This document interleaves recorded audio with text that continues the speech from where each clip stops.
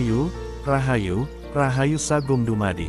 Salam syahdu buat para pecinta budaya Tosan Aji dan kearifan lokal di bumi Nuswantoro ini. Pada kesempatan kali ini, kita akan membahas tentang nilai estetika tentang keris.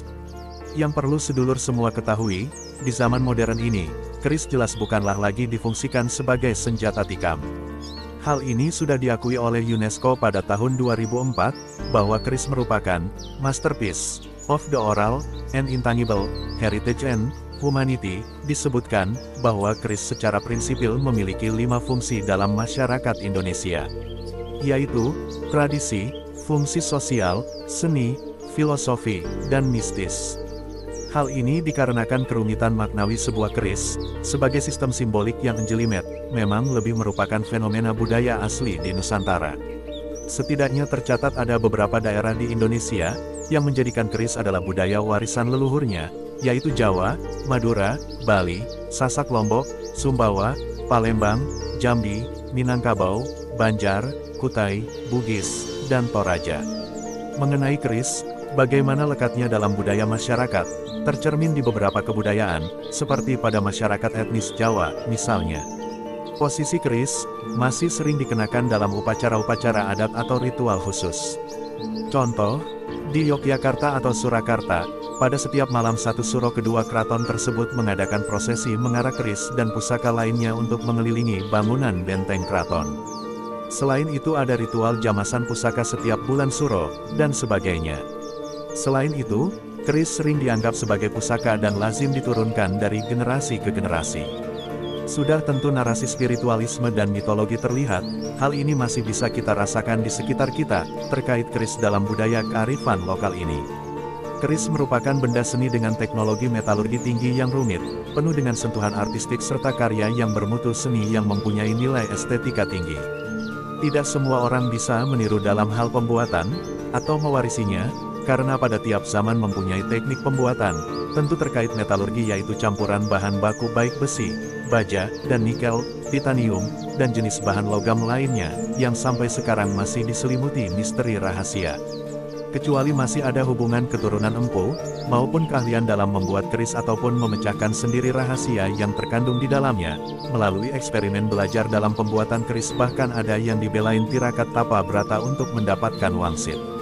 Jika sebatas estetika saja, yaitu pengrajin keris, hal itu bisa dipelajari sebab sebatas membuat bilah keris, yang ditunjang dengan peralatan modern, tetapi untuk membuat pusaka yang pakem sesuai tradisi empu, tentu butuh digurukan, sebab terkait tradisi pembuatan pusaka, yang penuh, pemahaman, pembelajaran dengan disiplin keilmuan yang syarat dengan spiritual terkait lelaku, ritual, mantra, petung, dan sebagainya.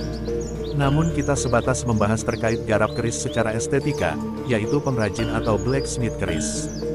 Jika membahas bab pengetahuan empu, biarlah tetap sinengker, sebab ngelmu kui larang regane, wakakak, wakakak. Sebelum lanjut, monggo bosku, yang menyukai tayangan ini, jangan lupa diklik like atau gambar jempolnya, yang belum subscribe diklik subscribe-nya, yang mau mengikuti klik gambar loncengnya agar mendapatkan info terbaru dari tayangan Omah Keris Salatiga. Jika di-share enje monggo, agar teman yang lain bisa diajak sinau bareng. Kita lanjut kembali tentang nilai estetika sebuah keris. Sebuah keris yang benar-benar, tentu memiliki keindahan tersendiri, karena keris dibuat dari perpaduan nilai baik itu teknik, artistik, dan magis. Jadi bukan asal tempat jadi asal ada pamor itu namanya keris hoden, alias souvenir. Keris yang lengkap mempunyai bagian-bagian antara lain bilah atau wilahan, deder, gagang atau hulu handle, selut atau mendak, warangka, dan pendok. Secara garis besar, sebilah keris dibagi menjadi 3 ricikan atau bagian, yaitu bagian wilahan, gonjo, dan pesi. Apa itu pesi? Pesi adalah bagian ujung bawah dari bilah keris yang merupakan tangkai dari keris, yang nantinya diberikan, deder atau handle dan dihiasi selut atau mendak. Dan gonjo? Apa itu gonjo?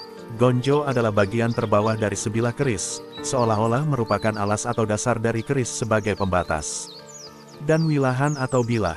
Wilahan adalah bagian utama keris, panjangnya variasi jika secara umum mulai 30-40 cm, terbuat dari perpaduan dari besi pilihan.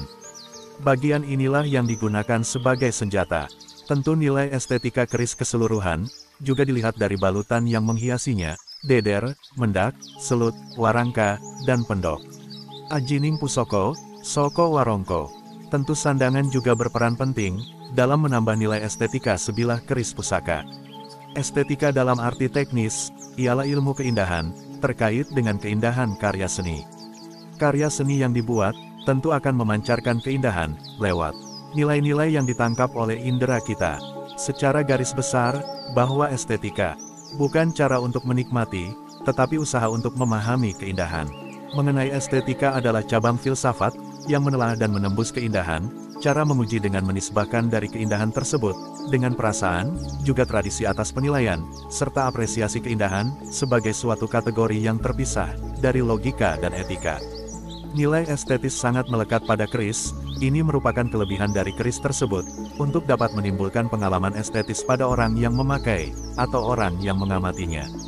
Keris bagi kalangan orang Jawa, diartikan keseluruhan cara hidup, cara berpikir sesuai dengan norma tradisi budaya Jawa, dianggap sebagai kelengkapan hidup, tidak hanya karena fungsi, makna fisiknya sebagai senjata, makna sosial sebagai atribut busana, makna psikologis, sebagai sifat kandel, makna religius, hubungan manusia dengan Tuhan, tetapi lebih dikarenakan oleh kandungan makna estetika. Nilai estetika keris dapat kita lihat, mulai dari bilah, dengan tempa besi yang berlipat-lipat, hingga menjadi struktur yang indah, demikian juga dengan pamor dengan berbagai pola, keindahan garap pada setiap ricikan, akan menimbulkan pancaran keindahan sendiri, bagi yang melihatnya.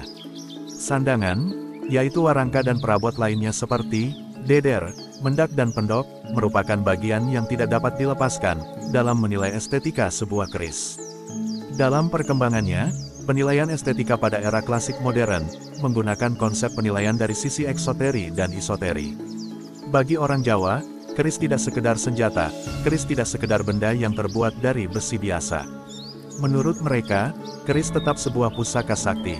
Istilah mereka keris dapat dinyatakan sebagai sifat kandel. Orang Jawa juga memiliki keyakinan dengan memelihara modal spiritual kejawen, andar beni pusoko. Maksudnya adalah, memiliki pusaka sebagai sifat kandel yang bisa meningkatkan rasa percaya diri. Pusaka dalam arti sifat kandel, terutama adalah sebilah keris yang dianggap memiliki kekuatan gaib atau mistis.